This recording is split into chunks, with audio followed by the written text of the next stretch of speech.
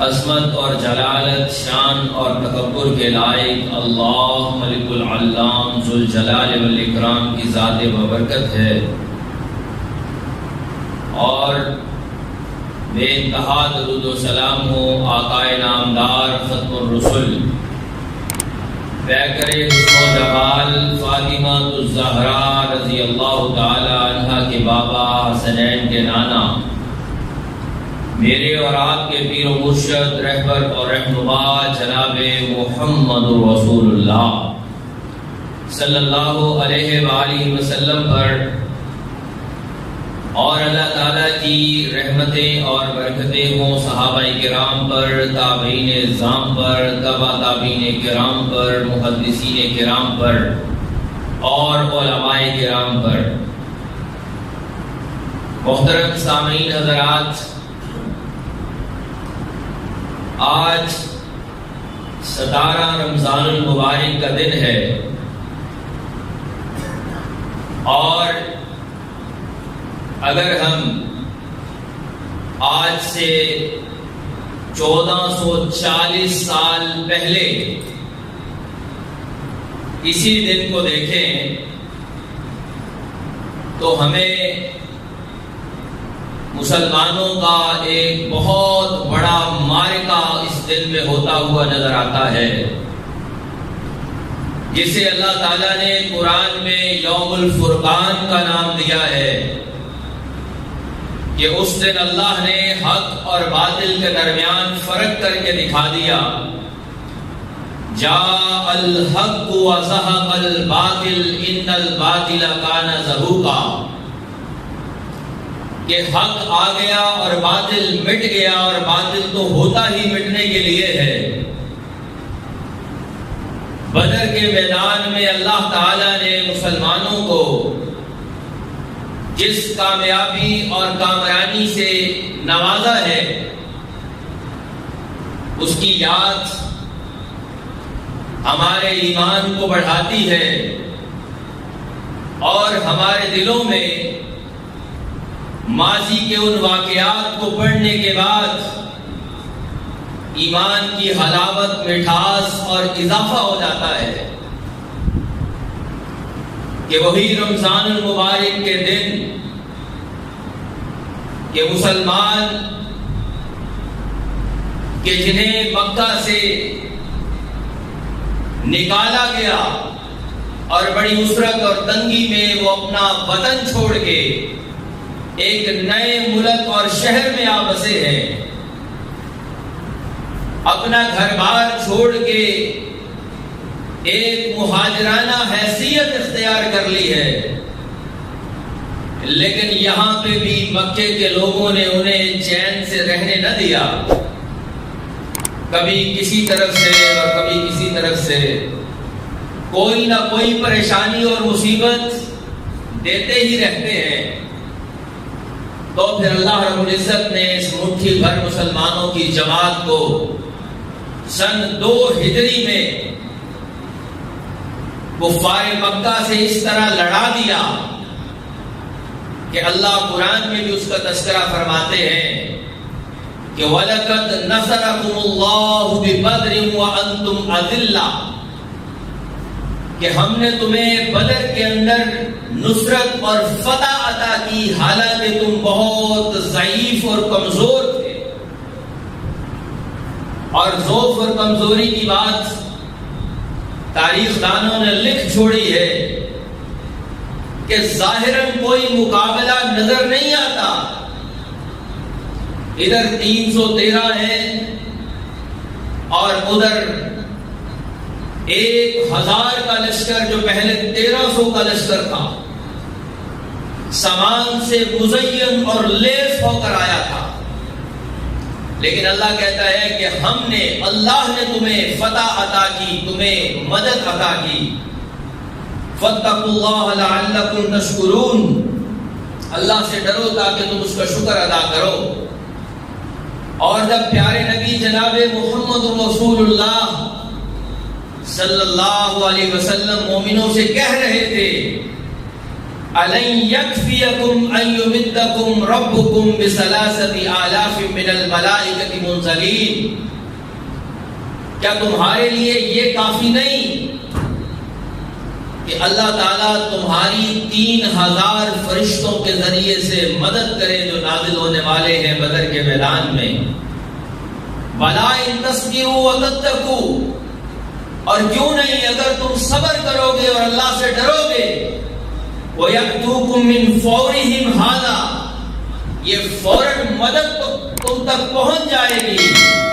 يُمْدِدْكُمْ رَبُّكُمْ بِخَمْسَةِ آلَافٍ مِّنَ الْمَلَائِكَةِ مُصَوِّمِينَ،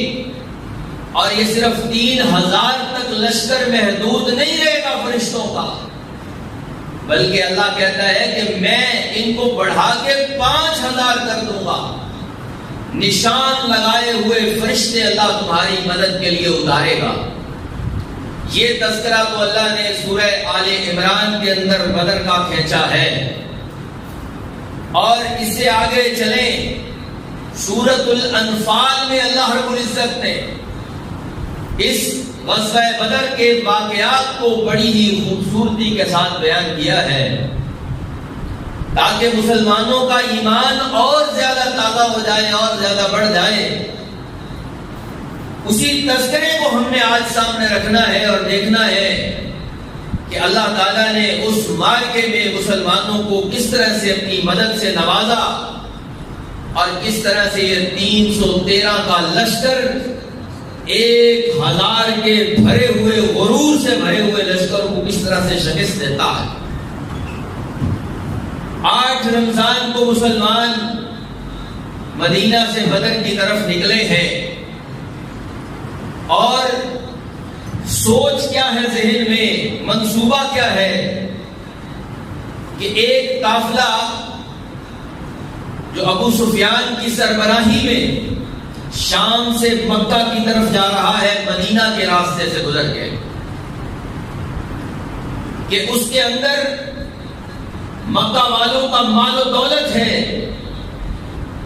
سونا چاندی ہے،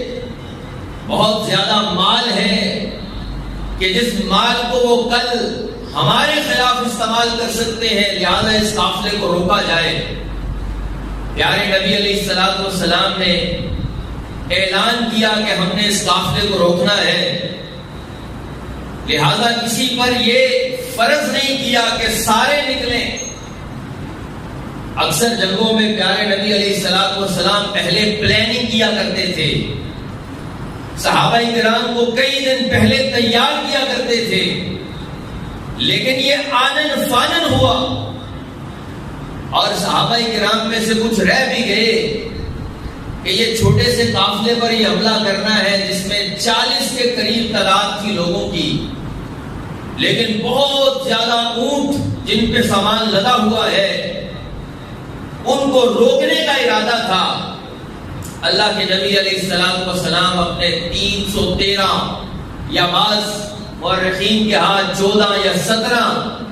یعنی 313 14 یا 317 صحابہ کرام کے ساتھ نکلے، اور اس وقت بے سر و سامانی کا عالم یہ ہے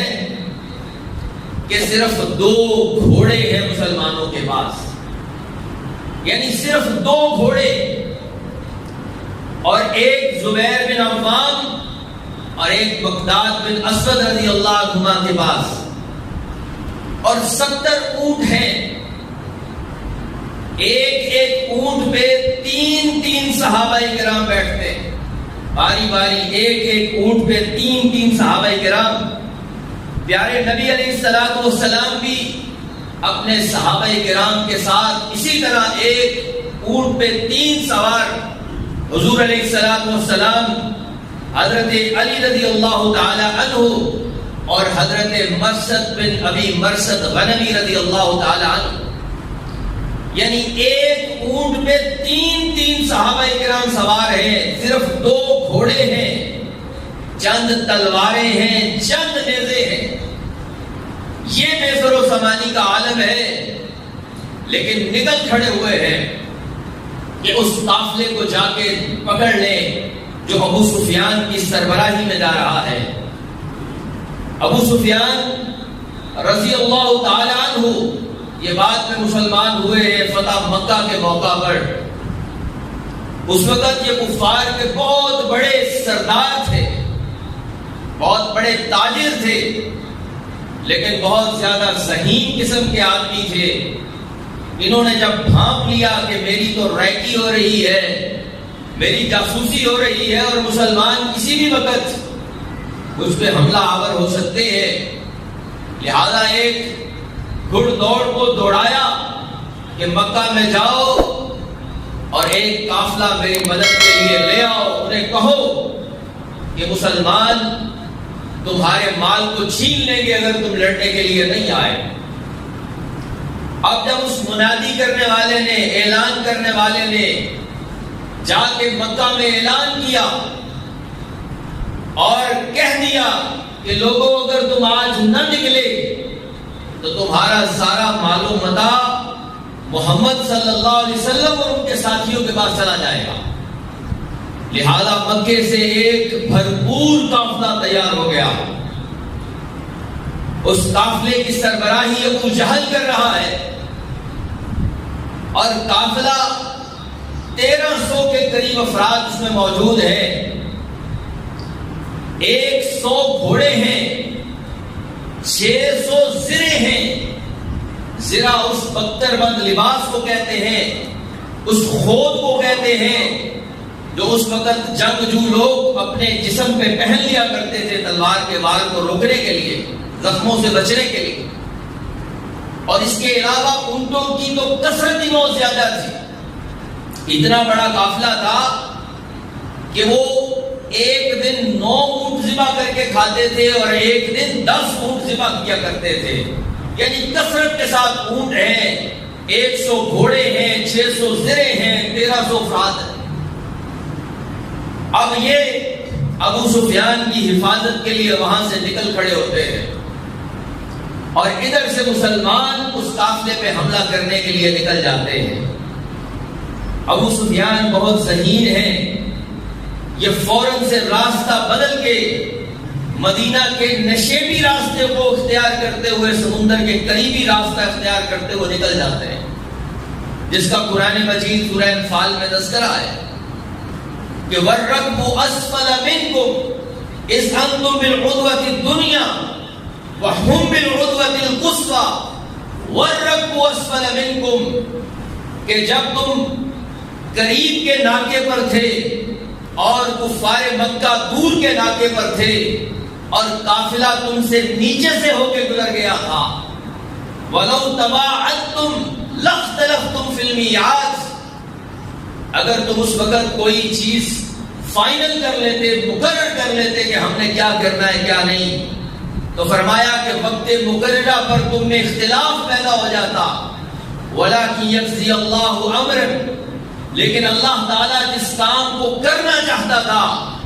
کہ جو کام ہو کر رہنا چاہتا تھا تاکہ وہ اللہ رب العزت کر دے، اور پھر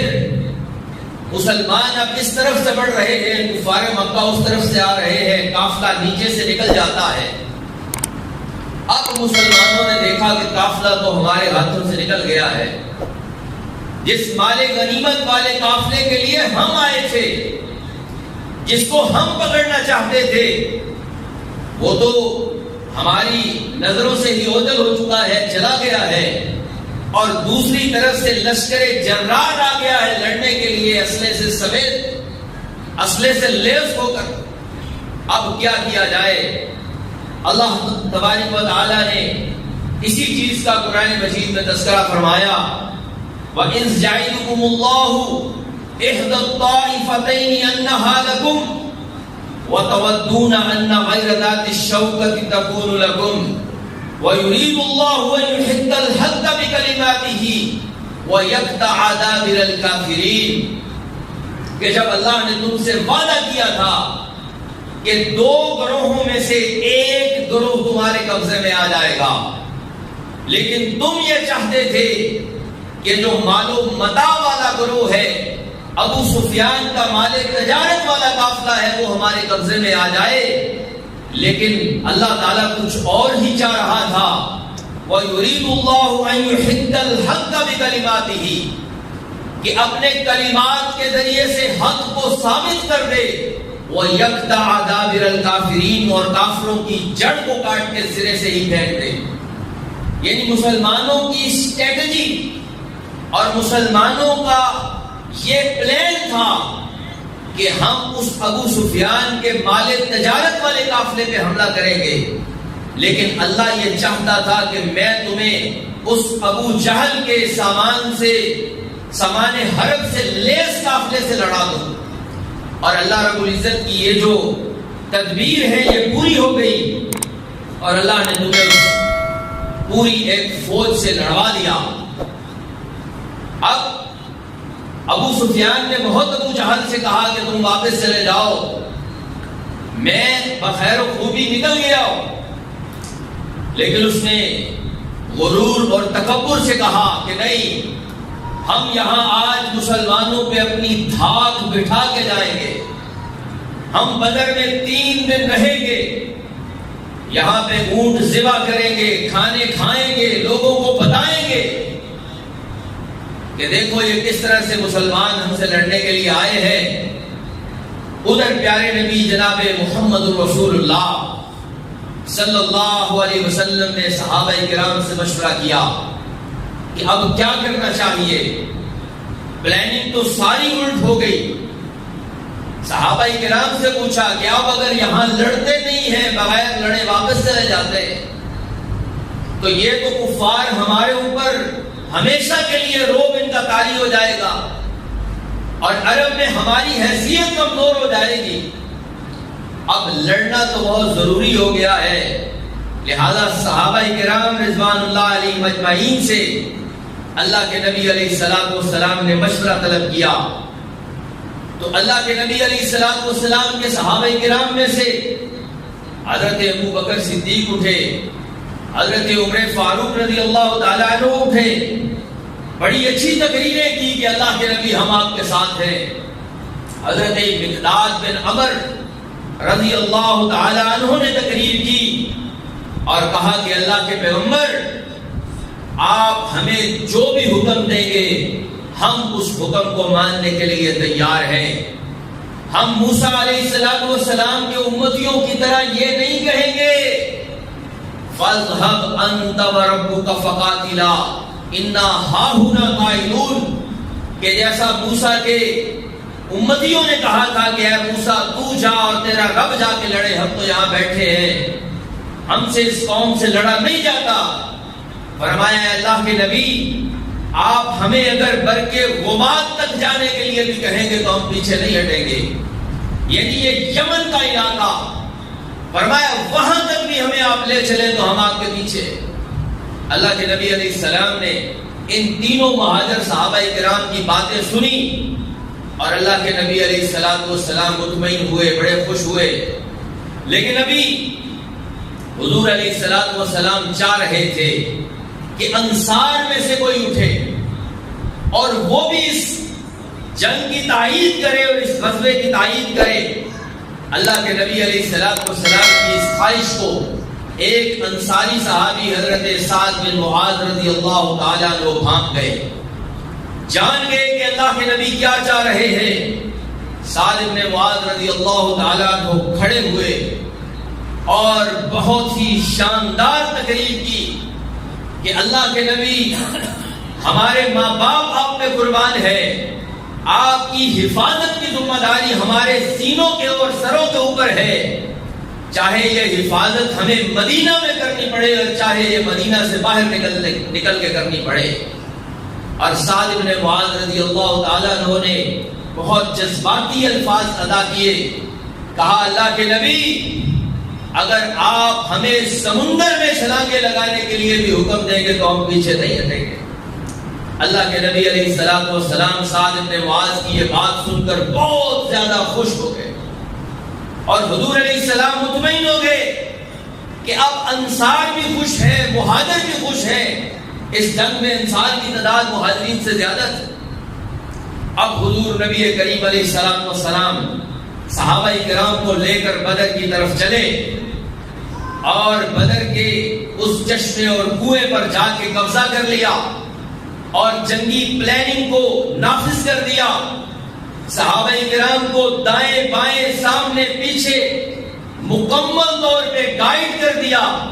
کہ اس صحابی نے اس کردار کو ادا کرنا ہے، اس نے اس طرح سے لڑنا ہے۔ یہ ساری پلاننگ اللہ کے نبی علیہ الصلوۃ والسلام نے کی اور دوسری طرف اللہ رب العزت کی مدد شامل حال ہو گئی اور اللہ رب العزت کے انعامات نازل ہونا شروع ہو گئے۔ اور وہ انعامات کیا تھے؟ اذ یغشیکم النعاس امنۃ منہ، کہ جب اللہ تعالیٰ نے رات کو تم پہ نیند طاری کر دی۔ اب جنگ سے پہلے کی رات ہو، 313 کا لشکر ہو، سامنے 1000 سامان حرب سے لیس لشکر سے لڑنا ہو تو نیند کہاں آتی ہے؟ لیکن یہ اللہ کا فضل و کرم ہوا کہ اذ یغشیکم النعاس امنۃ منہ، اللہ نے تمہیں رات کو امن کی نیند عطا کی کہ تم بالکل بے خوف ہو کر سو گئے۔ وَيُنَزِّلُ عَلَيْكُم مِّنَ السَّمَاءِ مَاءً، اور پھر صبح اٹھتے ہی اللہ نے تم پہ اپنا رحمت اور اپنی جو اللہ رب العزت کی طرف سے خاص عنایت تھی اس کو نازل کیا اور اللہ نے بارش برسا دی۔ اس بارش کے ذریعے سے لِيُطَهِّرَكُم بِهِ، تاکہ تمہیں اس سے پاک کر دے، وَيُذْهِبَ عَنكُمْ رِجْزَ الشَّيْطَانِ، اور شیطانی نجاست کو تم سے دور کر دے۔ شیطانی نجاست کیا تھی؟ کہ دلوں میں کبھی کبھی یہ خوف پیدا ہوتا تھا کہ لڑنے کے لیے تو نہیں نکلے تھے، صرف 40 آدمیوں کے قافلے کو تو ہم نے گھیرنا تھا، سامان حرب بھی اتنا نہیں ہے، اتنے تیز رفتار گھوڑے نہیں، اونٹ نہیں، سواریاں نہیں۔ کبھی کبھی شیطان کا یہ جو خوف دل میں بٹھانا، اللہ رب العزت فرماتا ہے تاکہ تم کو اس سے دور کر دے، وَلِيَرْبِطَ عَلَىٰ قُلُوبِكُمْ، اور تاکہ تمہارے دلوں کو اس سے مضبوط کر دے۔ حضرات سامعین، یہ اللہ کی نعمتوں کے نظارے ہیں جو اللہ نے قرآن میں بیان فرمائے۔ وَيُثَبِّتَ بِهِ الْأَقْدَامَ، اور پھر اس کے ساتھ ساتھ تمہارے قدموں کو اس میدان جنگ میں جما دے۔ یہ غزوہ بدر مسلمانوں کا تابناک ماضی ہے اور رہتی دنیا تک کفار کے لیے ایک مثال ہے کہ یہ مسلمان اگر ان کے دل میں ایمان کی وہ پختگی پیدا ہو جائے جو اللہ تعالی کو مقصود ہے، تو پھر چاہے یہ 313 ہو، چاہے جتنی مرضی تعداد ہو، کوئی ان کا مقابلہ نہیں کر سکتا ہے۔ یہ اس طرح سے جمع ہو جاتے ہیں، ان کے دل مضبوط ہو جایا کرتے ہیں اور ان کے دل میدان جہاد کے اندر جم جایا کرتے ہیں۔ کوئی مائی کا لال انہیں میدان جہاد سے پھر بھگا نہیں سکتا ہے۔ یہ مسلمانوں کی اس نصرت اور مدد کا اللہ رب العزت نے قرآن میں نقشہ کھینچا۔ اور پھر اس کے ساتھ ساتھ پیارے نبی جناب محمد رسول اللہ صلی اللہ علیہ وسلم اپنے آپ کو اللہ کے سامنے جھکا لیتے ہیں، دعائیں مانگتے ہیں اور اللہ سے ایسے گڑ گڑا کے دعائیں مانگتے ہیں کہ ابو بکر صدیق رضی اللہ تعالیٰ عنہ بھی پاس موجود ہے۔ دیکھتے ہیں کہ اللہ کے نبی علیہ الصلوۃ والسلام اس قدر جھک گئے ہیں کہ پیارے نبی علیہ السلام کے دونوں کندھوں سے چادر بھی نیچے کر جاتے ہیں اور اللہ سے کیسے الفاظ میں دعا کرتے ہیں کہ اللہم ان تہلک ہذہ العصابۃ لا تعبد، کہ اے اللہ اگر یہ مٹھی بھر جماعت آج اگر اس میدان جہاد کے اندر ختم ہو گئی تو پھر رہتی دنیا تک تیرا نام لینے والا کوئی نہیں ہوگا، لہذا تیری نصرت اور مدد کی ضرورت ہے۔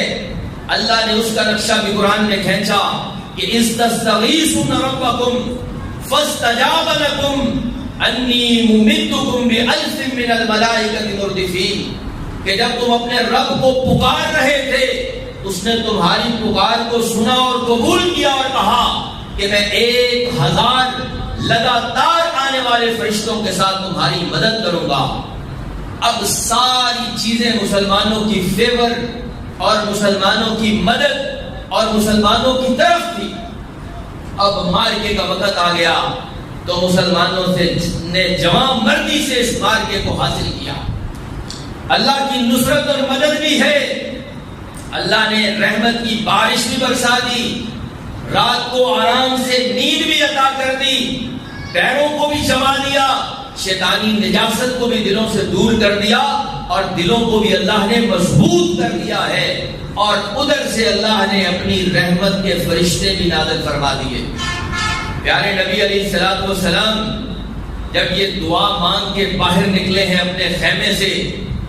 تو حضور علیہ الصلوۃ والسلام فرماتے ہیں کہ وہ دیکھو جبرائیل آ رہے ہیں، وہ دیکھو جبرائیل اپنے لشکر کے ساتھ میدان جہاد میں اتر رہے ہیں۔ اور حضور علیہ الصلوۃ والسلام کی زبان سے الفاظ نکلتے ہیں سَيُحْزَبُ الْجَمْعُ وَيُوَلُّونَ الدُّبُرَ، کہ ان قریب یہ جتھے جو ہیں شکست سے دوچار ہوں گے اور یہ پیٹھے پھیر کر بھاگیں گے۔ اگر تاریخ نے دیکھا کہ وہ جو مشرکین مکہ اپنے بڑے بڑے ثبوتوں کو اس میدان جہاد میدان جنگ میں لے کے آئے تھے، ابو جہل نے بڑی مبارزت کے ساتھ یہ اعلان کیا تھا کہ کوئی پیچھے نہ رہے، عتبہ شیبہ یہ ربیہ کے بیٹے ہیں اور بڑے جواں مرد سمجھے جاتے ہیں، ادھر ابو جہل بڑے تنتنا کے ساتھ بڑے تکبر اور غرور کے ساتھ نکلا ہے اور اسے بڑا سمجھایا بھی۔ عتبہ بن ربیہ نے سمجھایا کہ بھئی چھوڑ دو، ہم اب محفوظ ہیں، ہمارا قافلہ چلا گیا ہے، لیکن اس نے کہا نہیں، آج ہم لڑائی کریں گے، اور بلکہ بعض روایات میں آتا ہے کہ یہ دعائیں مانگ رہا ہے اللہ سے کہ آج ہمیں فتح عطا کر۔ اللہ تعالیٰ نے اس کا نقشہ بھی قرآن میں کھینچا ہے کہ ان تستفتحوا فقد جاءکم الفتح، تم فتح طلب کرتے ہو، فتح کی خبر تو تمہارے پاس آ چکی ہے۔ دیکھو کہ اللہ نے مسلمانوں کو کس طرح سے فتح اور کامرانی عطا فرمائی ہے۔ تو بہرحال جب یہ لشکر آج کی ڈیٹ 17 رمضان المبارک کو بدر کے میدان میں یہاں 313 اور ادھر 1000 آپس میں گتھم گتھا ہو جاتے ہیں، اور یہاں ایمان کی کون سی ایسی کیفیت ہے کہ دیکھیں اپنے ہی رشتہ دار سامنے ہیں، اپنے ہی عزیز و اقارب سامنے ہیں، تلواریں لیے ہوئے لڑنے کے لیے جو آئے ہیں وہ کوئی غیر نہیں ہے، کسی کا ماموں ہے، کسی کا چچا ہے، اور حتیٰ کہ کسی کا بیٹا اور کسی کا باپ بھی موجود ہے۔ حضرت عمر فاروق رضی اللہ تعالیٰ عنہ کا ماموں اس جنگ میں مارا جاتا ہے حضرت عمر کے ہی ہاتھ سے، اور ابو حذیفہ رضی اللہ تعالیٰ عنہ کا والد اس جنگ میں مارا جاتا ہے، اور حضرت ابو بکر صدیق رضی اللہ تعالیٰ عنہ کا بیٹا عبد الرحمن وہ اس جنگ میں سامنے مد مقابل ہے۔ یعنی ایمان افروز واقعات اور ایسی مثالیں جو دنیا نے آج تک نہیں دیکھی تھی، یہ صرف ایمان کی قوت اور طاقت تھی اور محمد رسول اللہ صلی اللہ علیہ وسلم کا ساتھ تھا کہ جس کی وجہ سے آج یہ میدان جہاد میں موجود ہے۔ اور اللہ کے نبی علیہ السلام کو اللہ نے خاص طور پر بتا دیا کہ یہ کافر اس میدان جہاد سے واپس نہیں جا سکیں گے. ایک یہاں کٹ کے گرے گا، ایک یہاں کٹ کے گرے گا، ایک یہاں مرے گا. اللہ کے نبی نے اپنے صحابہ کرام کو رات کو بتایا بھی کہ تم دیکھنا صبح وہ جو عرب کا سردار ہے کہ جس کے اپنی قوم میں چرچے ہیں، کہ جس کی بہادری سے لوگ گھبراتے ہیں، ڈرتے ہیں، صبح تم دیکھنا کس طرح سے ذلیل و خوار ہو کے اس کنویں کے اندر گرا ہوگا. اور پھر دیکھا کشف فلک نے وہ حالات اور واقعات دیکھے کہ اللہ کے نبی علیہ السلام کی بات 100% سچ ثابت ہوئی. حضرت بلال حبشی رضی اللہ تعالیٰ عنہ جو مکے میں مارے کھایا کرتے تھے امیہ بن خلف سے، جو مکے کی تپتی ہوئی ریت کے اوپر ننگے بدن لٹا دیا کرتا تھا،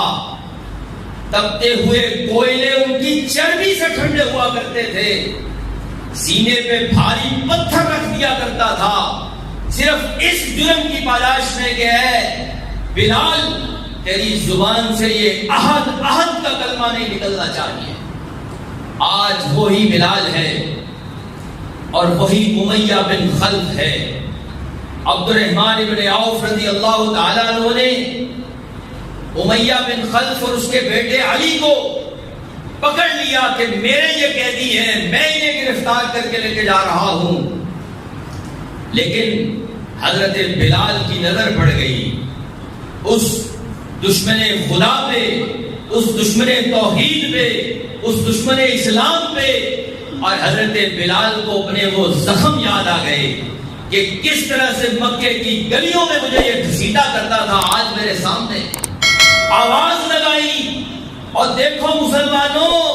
یہ کافروں کا سردار جا رہا ہے، اسے روکو.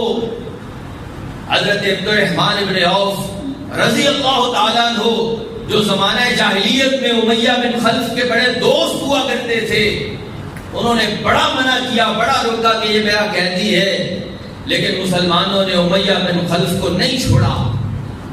اس کو قتل کر دیا اسی وقت. اور بڑے بڑے ایمان افروز واقعات سامنے آئے. حضرت مصعب بن عمیر رضی اللہ تعالیٰ عنہ ان کے بھائی ابو عزیر، ان کو انہوں نے دیکھا کہ ایک انصاری صحابی اس کے بازوؤں کو رسیوں سے باندھ رہا ہے کہ میں اس کو قیدی بنا کے لے کے جاؤں گا. اب مصعب بن عمیر اس انصاری صحابی کو کیا کہتے ہیں کہ اس ابو عزیر کو جو میرا بھائی ہے سختی سے باندھنا، اس کی ماں کے پاس بڑا پیسہ ہے، یہ تمہیں بہت زیادہ فدیہ ادا کرے گی، اس کو چھڑانے کے لیے. ابو عمیر کہتا ہے کہ تم میرے بھائی ہو اور میرے بارے میں ایسی وصیت کرتے ہو، ایسی بات کرتے ہو. تو مصعب بن عمیر نے کہا کہ اب تم میرے بھائی نہیں ہو، یہ انصاری میرا بھائی ہے، کیونکہ یہاں ایمان کا رشتہ ہے، یہاں لا الہ الا اللہ کا رشتہ ہے، یہاں اب وہ خونی رشتے ختم ہو گئے ہیں، یہاں ایمان کا رشتہ بن گیا ہے. حضور نبی کریم علیہ السلام نے بنو ہاشم کے متعلق صحابہ کرام کو کہا کہ یہ تو جنگ میں آنا نہیں چاہتے تھے، لیکن ابو جہل کی شرارتوں کی وجہ سے جنگ میں لائے گئے ہیں، لہذا اگر ہو سکے تو ان پہ تلوار نہیں اٹھانی. ابو حذیفہ نے سخت الفاظ کہے تو باقی زندگی انہیں اس بات پہ ہمیشہ پشیمانی ہوتی رہی کہ میں نے ایسے الفاظ کیوں ادا کیے. حضرات یہ مارکا حق و باطل کا مارکا ہے. اللہ نے قرآن میں اس دن کو یوم الفرقان کا نام دیا ہے کہ یہ حق و باطل میں فیصلہ کرنے والا دن ہے، اور یہ مسلمانوں کے لیے ایک مثال کا دن ہے کہ مسلمان تھوڑے ہوں یا زیادہ وہ کبھی گھبرایا نہیں کرتے، وہ کبھی کفر سے ڈرا نہیں کرتے، ان کے دلوں میں کبھی بھی کفر کا خوف پیدا نہیں ہوتا،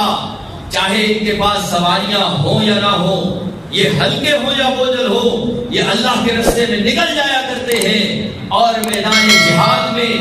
وہ تعریف رقم کر کے آتے ہیں کہ ساری دنیا جس کو یاد کرتی ہے. آج بھی امت مسلمہ کے لیے یہ مثالیں یہ اسی طرح ہیں کہ آج تو مسلمان کمزور بھی نہیں، آج تو مسلمان کم بھی نہیں، 1 ارب اور 70 کروڑ سے زیادہ آبادی ہے مسلمانوں کی، دوسری بڑی افرادی قوت اور طاقت ہے مسلمان، اور نعمتوں کا بھی کیا شمار کرے، اللہ نے ہر طرح کی نعمت مسلمانوں کو دے رکھی ہے، مال و دولت کے ہر اسباب موجود ہے، لیکن آج بدر والوں جیسا ایمان موجود نہیں ہے۔ اور اقبال رحمہ اللہ نے یہی کہا تھا کہ فضائے بدر پیدا کر، فرشتے اتر سکتے ہیں گردوں سے کدار اندر کدار اب بھی، یعنی تیری نصرت اور مدد کے لیے آج بھی اللہ فرشتوں کو اتار سکتا ہے، لیکن شرط یہ ہے کہ تیرے اندر بدر والوں جیسا ایمان پیدا ہونا چاہیے۔ آخری حدیث سنا کے بعد ختم کرتا ہوں۔ حضرت جبرائیل امین پیارے نبی حضرت محمد رسول اللہ